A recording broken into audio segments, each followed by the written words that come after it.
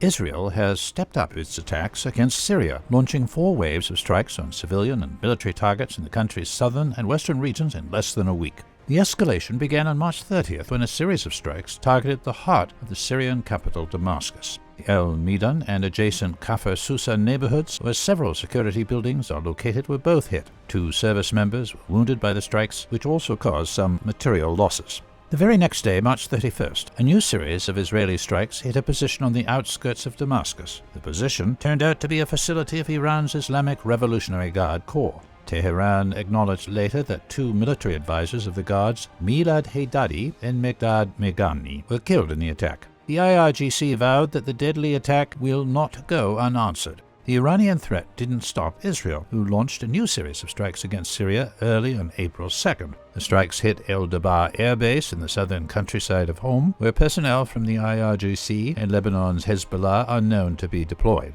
An air defense base located near the village of Qaryat el-Dahabi to the north of the airbase was also hit. One of the hardened aircraft shelters in El Dabar Air Base was destroyed in the strikes, along with a drone communication control station and a separate communications vehicle. 5 Syrian service members were also wounded.